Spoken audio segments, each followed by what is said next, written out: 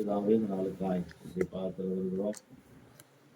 இந்த 2026 முதலாவது மாதம் அண்டவே இந்த நாளில் விசேஷமா இந்த அந்த கத்தாவே விசேஷமாய் அதுடைய பிறந்த நாளும் அதே போல அவருடைய கத்தாவே குடும்பத்துடைய தாயார் சில குடும்பம் எல்லாருக்காய் இந்த நாட்டில் வருகிறோம். அந்த இருக்கிற ஒவ்வொருக்காய் வருகிறோம். இந்த குடும்பத்தை எல்லாவற்றையும் நீங்க பொறுப்பெடுத்து நடத்தி எங்களோடு பேசும் வார்த்தை கொண்டு எங்களோடு பேசும் நாமத்தை மேன்மைப்படுத்தும் இயேசு நாமத்தில் பிதாவே. அல்லேலூயா. கர்த்தருடைய பரிசுத்த நாமத்தின் முன்னதாக இந்த நாளில் நாம் விசேஷமாக கர்த்தருடைய சமூகத்தில் கண்டு வந்திருக்கிறோம். இன்னைக்கு கர்த்தருடைய வார்த்தை நாம் முதலாவது இந்த மாதத்துடைய இந்த வருடத்துடைய வாக்குறுதி வசனங்களை நாம் ஜெபி வாசித்து அதிலிருந்து நாம் ஒரு சில காரியங்களை நாம் கர்த்தருடைய வார்த்தையை கடந்து போகிறோம்.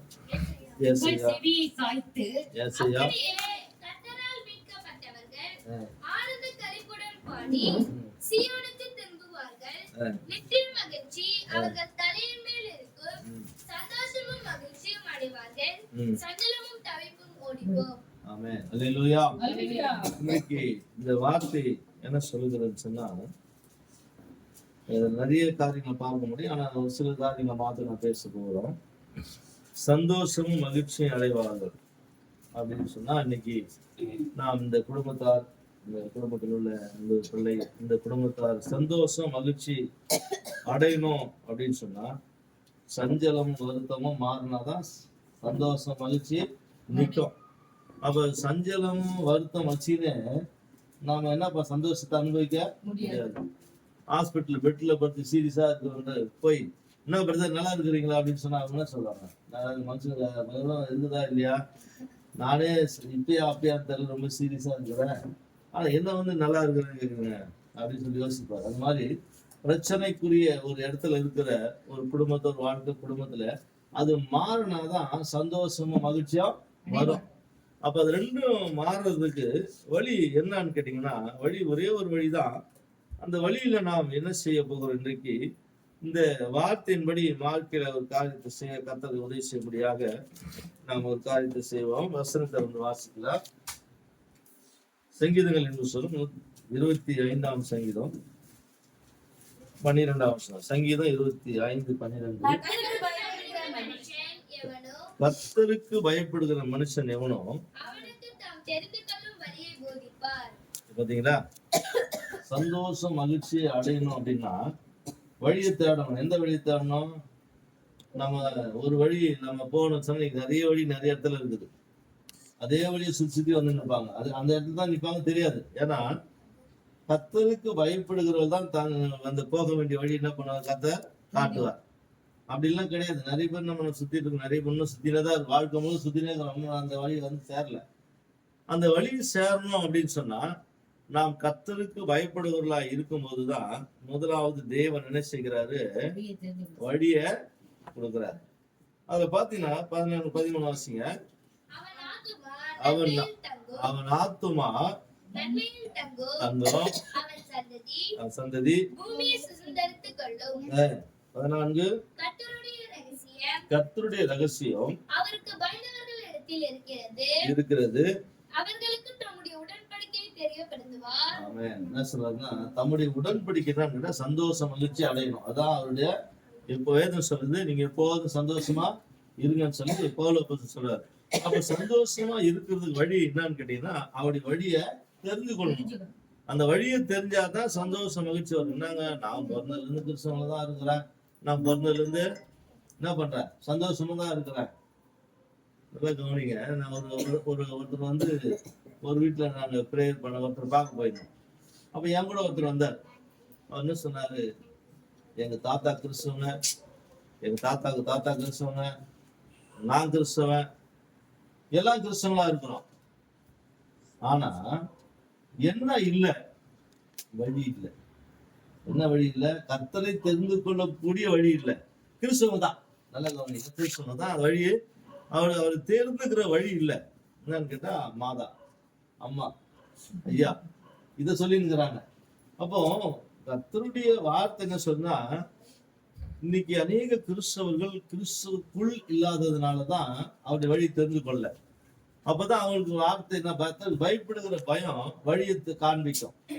அந்த வழியை காண்பிப்பதற்கு வழி இல்லாதது காரணம் என்னன்னு கேட்டா, நாம இன்னும் என்ன வழியை தேடினே இருக்கிறோம், வழியை தேடினே இருக்கிறதுனால தான் வழியை கண்டுபிடிக்க முடியல. அப்ப இன்றைக்கு அவர் சொல்ற கிறிஸ்தவர்களா இருக்கிற அப்படின்னு சொல்றாங்க. ஆனா கிறிஸ்துவுக்குள் இருக்கிறவர்கள் தான் கிறிஸ்தவர்கள். ஆனா பேர் கிறிஸ்து எத்தனையோ கிறிஸ்தவங்கிறாங்க. நாம் எந்த கிறிஸ்தவலா இருக்கிறோம் என்பதை நாம் நிதானித்து பார்க்க வேண்டும். வெற்றி உள்ள வாழ்க்கை வாழணும், விடுதலை உள்ள வாழ்க்கை வாழணும், சமாதானமா வாழணும், மகிழ்ச்சியா வாழணும், சந்தோஷமா வாழணும், மகிழ்ச்சி, இது எல்லாம் இருக்கிற ஒரு வாழ்க்கை தான் கிறிஸ்துவுக்குள் இருக்கிற ஒரு வாழ்க்கை.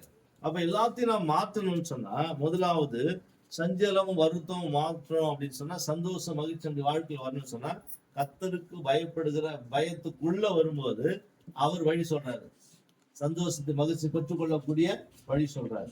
அப்போ அடுத்து என்ன சொல்றாருன்னா, இங்க பார்க்கும்போது அதுல பாத்தீங்கன்னா 103ஆம் சங்கீதம் 11ஆம் வசனத்தை வாசித்து பாருங்க. 103ஆம் சங்கீதம்.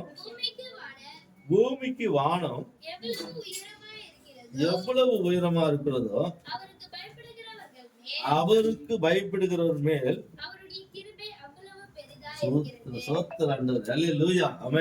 பாத்தீங்களா, அவருக்கு பயப்படுகிறவர்களுக்கு எவ்வளவு பெரிய கிருபை. பாத்தீங்களா, வானத்துக்கு பூமிக்கும். நான் சிஸ்டர் கூட பிளைட்ல போயிருக்கிறாங்க, நாங்க மேல போயிருக்கிறோம். போகும்போது இங்க இருந்து பாக்குறோம் மேகம் போகுது, அங்க போய் பாக்குறோம் அந்த மேகம் கீழே போகுது. ஏன்னா இந்த வானம் எவ்வளவு உயரம் இருக்குது பாத்தீங்கன்னா, இங்க இருந்து பார்த்தா அந்த மேகம் தெரியுது, அந்த மேகம் ஏர்பிளைன்ல போகும்போது அங்க இருந்து மேல இருந்து பார்த்தா கீழே அந்த மேகம் போகுது. அப்போ அதுக்கு அப்புறமும் இன்னும் இருக்குது. அப்படின்னா இவ்வளவு பெரிய உயரத்தை கர்த்தர் நமக்கு கிருபையா கொடுத்திருக்கிறார். வானத்துக்கு பூமிக்கு எவ்வளவு பெரிய உயரமோ அவ்வளோ உயரத்தை தேவன் நமக்கு என்னவா தந்திருக்கிறாரு, கிருபையாய் தந்திருக்கிறார். அப்ப அந்த கிருபையாய் தந்திருக்கிற தேவனுடைய வார்த்தை சொல்கிறது. இன்றைக்கு அடுத்த வசனம் வாசிங்க 12. அப்போ உதவி நீங்க இத அவங்க சொன்ன மாதிரி ஒருத்தர் வந்து கேக்குறாங்க, தெத்தி விட்டுறாங்க இறக்கம் இல்ல. அப்போ கொடுக்கும் போது அந்த இறக்கம், அப்போ கர்த்தர் வந்து நமக்கு இரக்கம் பாராட்டி நம்ம என்ன பண்ணிருக்கு, கிருபையா நம்மள வச்சிருக்கிறார், அப்ப நடத்துகிறார். அடுத்து பாத்தீங்கன்னா சங்கீதம் 115:13 சொல்றாரு பாருங்க. அப்ப கர்த்தர் என்ன செய்கிறாரு, அவருக்கு பயந்தவர்களுக்கு கிருபை தராரு, பாவத்தை மாத்துறாரு. அது மாத்திரமல்ல, அவர்களை நெருக்கத்துக்குள்ள கொண்டு வராரு, கிருபை தராரு. கர்த்தருக்கு பயப்படுகிற பெரியோரையும் சிறியோரையும் கர்த்தர் என்ன பண்றாருங்க, ஆசீர்வதிக்கிறார். பாத்தீங்களா, கர்த்தருக்கு பயப்படுகிறவங்க இவ்வளவு பெரிய காட்சி செய்றாரு. பாத்தீங்களா, கிழக்குக்கு மேற்கு உள்ள பாவத்தை மாத்துறாரு, வானத்துக்கு பூமிக்கு உள்ள தூரத்துல இருக்க கிருபை தராரு. அது மாத்திரம் கர்த்தருக்கு பயப்படுகிறவங்களுக்கு கர்த்தர் வழியை போதிக்கிறாரு. இவ்வளவு பெரிய காரியங்களை செய்து இருக்கிறாரா? அது மாத்திரம் கர்த்தருக்கு பயப்படுகிற பெரியோரை சிறியோரை கர்த்தர் ஆசீர்வதிக்கிறார்.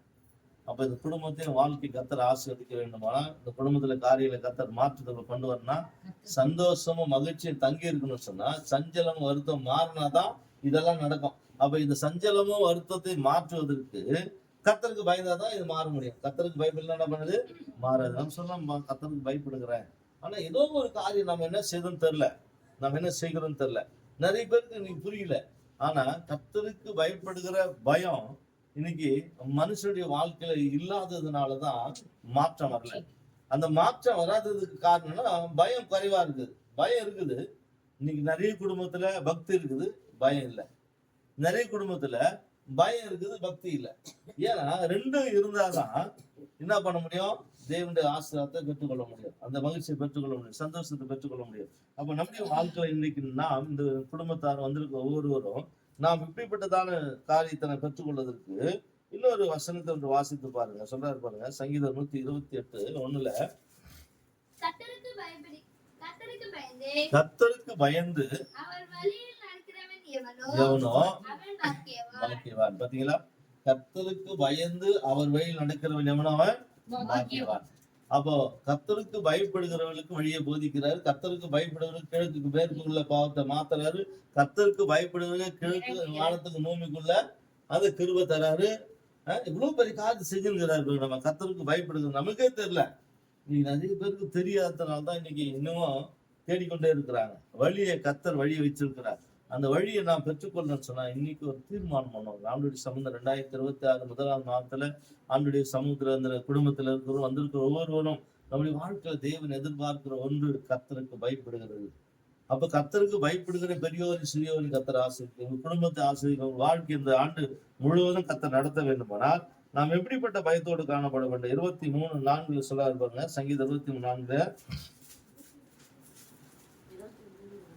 சங்கீதம் 23:4. நான் மரண இருளின் பள்ளத்தாக்கிலே நடந்தாலும் பயப்படேன். தேவரீர் என்னோடு கூட இருக்கிறீர். உமது கோலும் உமது தடியும் என்னை தேற்றும். அல்லேலூயா. பாத்தீங்களா? வேதம் சொல்றது தேவரீர் என்னோடு கூட இருக்கிறீர். அப்ப தேவன் நம்மோடு கூட இருக்கும் போதுதான் இதெல்லாம் நடக்கும். தேவரீர் என்னோடு கூட இருக்கிறீர். உமது கோல் உமது தடி என்ன தேற்றும். தேற்றுகிறதான ஒரு தெய்வம் இந்த உலகத்துல யாருமே தேற்ற முடியாதுங்க. அந்த உலகத்துல எதுவுமே தேற்றாது. பணம் பொருள் தேற்றாது, படிப்பு தேற்றாது, நல்ல வாழ்க்கை நான் சொல்லிக்கலாம், நம்ம எல்லாம் அப்படி இப்படின்னு சொல்லிக்கலாம். ஆனா கர்த்தர் ஒருவர் மாத்திரம் நம்ம தேற்றுகிறவர். அல்லேலூயா. அப்ப தேற்றுகிற தேவனாய் இருக்கிறார். அந்த தெய்வத்தை நாம் நம்பி இருக்கும் போது நிச்சயமாய் கர்த்தர் இந்த தேற்றத்துகளை கொண்டு வருகிறார். அப்ப இன்னைக்கு நான் பார்க்கும்போது சங்கீதத்தின் புத்தகத்துல 118 சங்கீதம் 6 வசனம் சொல்லுது. சங்கீதங்கள் புத்தகம் 118:6 சொல்றாரு, கர்த்தரின் பட்சத்தில் இருக்கிறார், நான் பயப்படேன். மனுஷன் எனக்கு என்ன செய்ய? பாத்தீங்களா? கர்த்தர் இன்னொரு கூட இருக்கிறார். மனுஷன் எனக்கு என்ன பண்ண? ஒண்ணும் செய்ய முடியாது. மனுஷன் எதை வேணாலும் செய்யட்டும், எதை வேணாலும் பண்ணட்டும். ஆனா எனக்கு என்ன இல்ல? பயம் இல்லை. ஏன்னா நான் கர்த்தருக்கு பயப்படுறதுனா எனக்கு உலகத்தை குறிச்சு பயம் இல்லை, மனுஷன் குறிச்சு பயம் இல்லை, எனக்கு முன்புதான் நிற்கிற சூழ்நிலையை பார்த்து எனக்கு பயம் இல்லை. ஏன்னா அவர் என்னோடு கூட இருக்கிறபடினால அவரின் மேற்கும் கிழக்கும் உள்ள தூரத்தை மாத்துறவரு, வானத்துக்கு பூமிக்கு உள்ளதான கிருபை தருகிறவர், என்னோடு கூட இருக்கிறவர், நம்மோடு கூட இருக்கிறவர். அப்ப நம்முடைய வாழ்க்கையில தேவன் எதிர்பார்க்கிற ஒன்று என்னன்னு கேட்டா கர்த்தருக்கு பயப்படுகிற பயத்தை எதிர்பார்க்கிறார். இன்னைக்கு அநேகருடைய வாழ்க்கையில பயம் இல்லாததுனால வாழ்க்கையில சூழ்நிலைகள் மாற முடியல. கர்த்தர் என்னை எல்லா சத்துருக்களையும் நீக்கி கர்த்தர் விடுதலையாக்கி பாதுகாப்பு. கர்த்தர் என் பட்சத்தில் இருக்கிறார். மனுஷன் என்ன செய்ய முடியாது? மனுஷனால ஒண்ணுமே செய்ய முடியாது. மனுஷன் எதை வேணாலும் பேசலாம். ராத்திரி படுத்தா காலைல எழுந்து முடியல, நடந்து போனா ஆளை காணும். எவ்வளவு பாக்குறோம். இவ்வளவு இந்த டிவில இந்த இதெல்லாம் பாத்தீங்கன்னா, சமீபத்துல இப்ப பார்த்தேன், ஒரு ஆள் நடந்து போயினே இருக்கிறாரு. இப்பதான் சமீபத்துல பாக்க நடந்து போயினே இருக்கிறாரு. ஒரு காருக்காரன் வந்து அப்படியே தூக்கி அடிச்சான், அப்படியே மேல போய் கீழே வந்தான், செத்துட்டான். அப்படியே அந்த ஆள் நடந்து போயிருக்கிற மனுஷன் காணும். வீட்டுல இருந்து சொல்லிட்டு தான் வந்திருப்பேன், நான் போயிட்டு வரேன்னு. நடந்து போற மனுஷன் காணும். வாழ்க்கை ஓடிக்கொண்டிருக்கிறது, உலகம் வேகமா ஓடிக்கொண்டிருக்கிறது. ஆனா நாம் ஓட வேண்டிய தூரம் ரொம்ப கிட்டதான் இருக்குது. ரொம்ப அதிகம் தூரம் எல்லாம் கிடையாது. நம்ம நிறைய பேர் நினைச்சுக்கலாம் இன்னும் 10 100 வருஷம் 20 வருஷம் கிடையவே கிடையாது. கத்தர் வருது சீக்கிரமா இருக்குது. சீக்கிரமா இருக்கிறதுனால நாமும் சீக்கிரமா ஆண்டவருடைய சமூகத்துல ஆண்டவருடைய பாதத்துல நெருங்கி சேரும் போதுதான் கர்த்தர் நம் பட்சத்துல இருப்பார். அல்லேலூயா. தேவன் நம் பட்சத்துல இருக்கிறார். மனுஷன் செய்ய முடியும்? ஒண்ணும் செய்ய முடியாது. ஏன்னா தேவன் நம்ம பட்சத்துல இருக்கிறார். சங்கீதம் 34:4 சொல்றாரு பாருங்க, அவர் நம்முடைய பட்சத்துல இருக்கிறபடினால வேதம் சொல்லுகிற சங்கீதம் 34:4, நான் கர்த்தரை தேடினேன், அவர் எனக்கு செவி கொடுத்து என்னுடைய எல்லா பயத்துக்கும் என்னை நீங்களாக்கி விட்டார். அல்லேலூயா. கர்த்தரை தேடுறதுனால, கர்த்தருக்கு பயந்ததுனால அவர் என்ன செய்ய? எல்லா பயத்துக்கும் என்ன பயம் ஒண்ணும் இல்ல. பயப்படுகிற மனுஷன் தேவனுக்கு பிரியமா இருந்தா நடக்க முடியாது. தேவனுக்கு பிரியமா இருக்கணும். தேவனுக்கு பயப்படுனா நம்முடைய வாழ்க்கையில பயம் இருக்கவே கூடாது. ஏன்னா அவர் என்ன பண்ணிருக்காரு தெரியும்? பயத்தின் ஆவியை எடுத்துட்டு பலமும் அன்பும் உள்ள ஆவிய, தெளிந்த புத்தி உள்ள ஆவிய தந்திருக்கிறார். அப்ப தெளிந்த புத்தி உள்ள ஆவி தந்திருக்க நமக்கு எது நன்மை, எது தீமை, எது நல்லது, எது கெட்டது தெரியும். கர்த்தருக்கு பயப்படுகிறதுனால வேதம் சொல்லுகிறது, தேவரே என்னோடு கூட இருக்கிறேன், என் பட்சத்தில் இருக்கிறேன், நான் எல்லா பயத்துக்கும் நீங்களாக்கி என்னை விடுவிக்கிற தேவனாய் இருக்கிறார். அடுத்து வேதம் சொல்றது 56:4 சொல்ற சங்கீதம் 56:4 சொல்றாரு,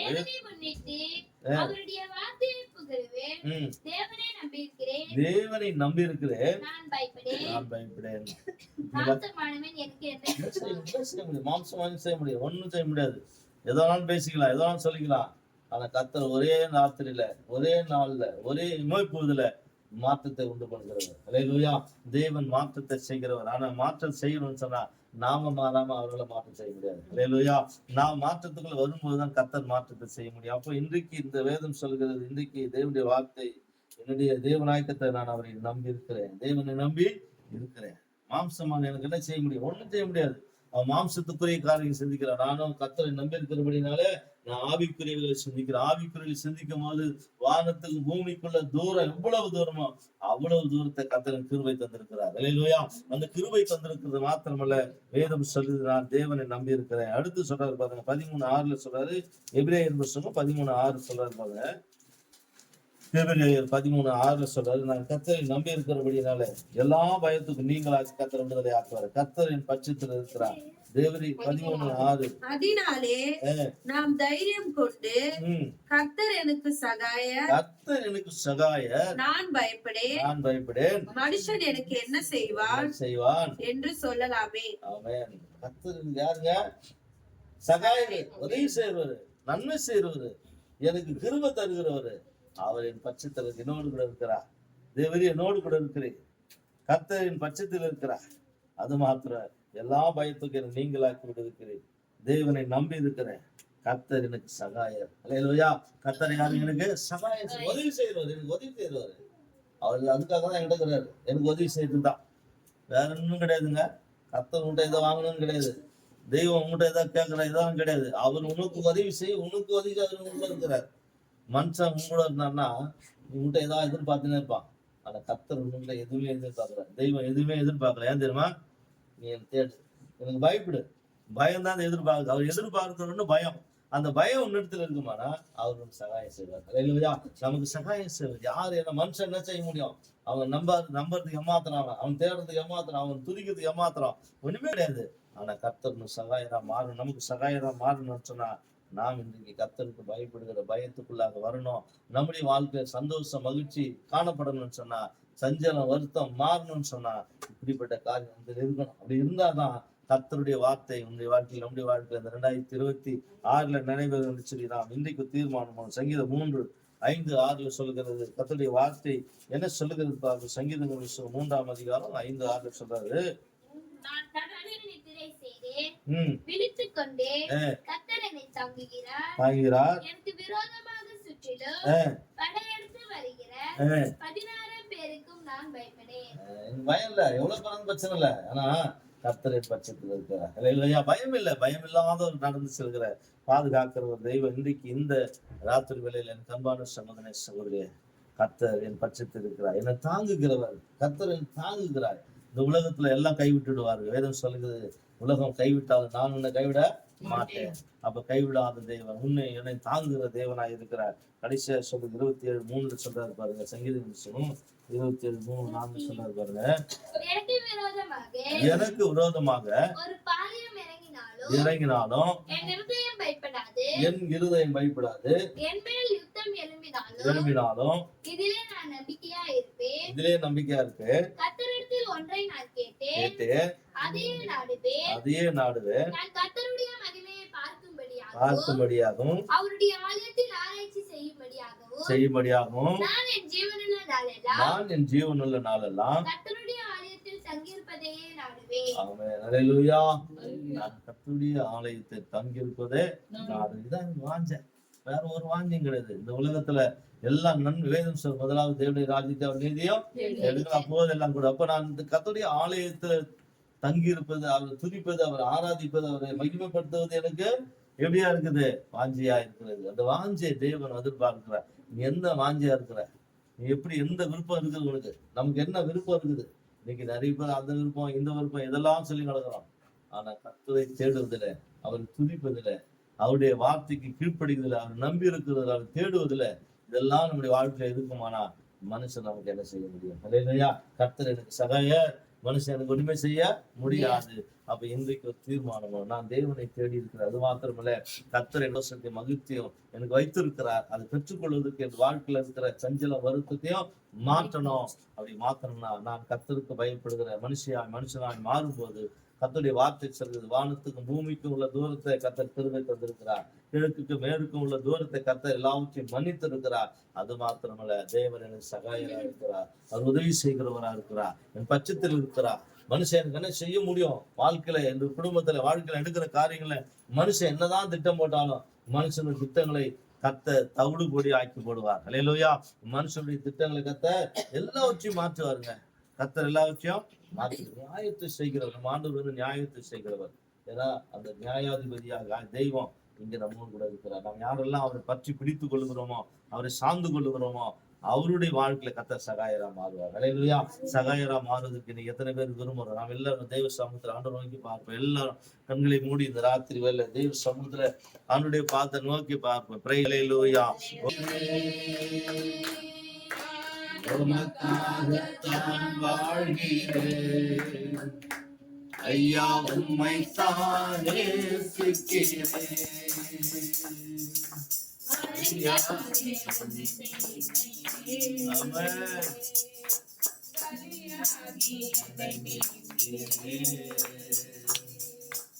பரலோகம் திறந்தீரையா, பரலோகம் திறந்தீரையா, எஜமானே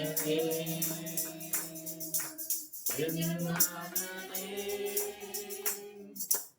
என் இயேசு ராஜனே, பாவம் சந்நிதியில்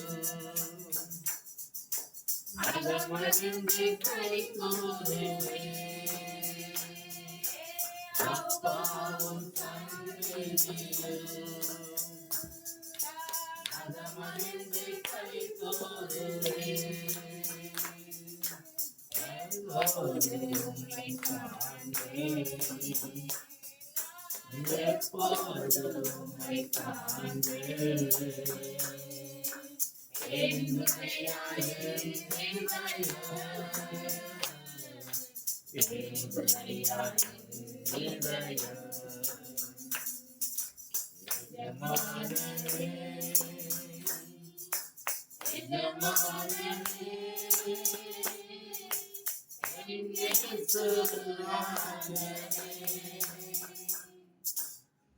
சமூகத்துல இன்னைக்கு நான் ஒப்பு கொடுப்போம். ஆண்டவரே, இந்த வருடத்தின் முதல் மாதத்தில் ஆண்டவரே இந்த நாளில் நம்முடைய பாதத்தில் வந்திருக்கிறோம்.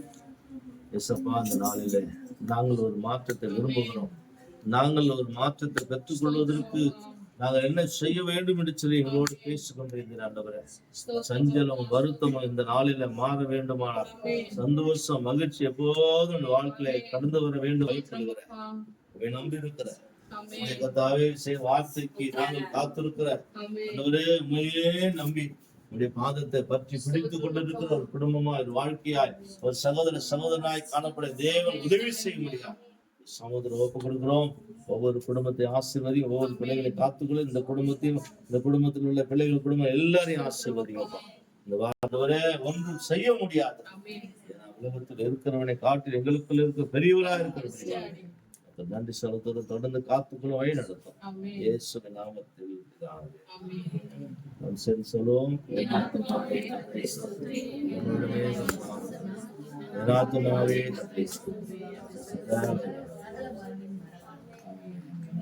Hallelujah. Hallelujah.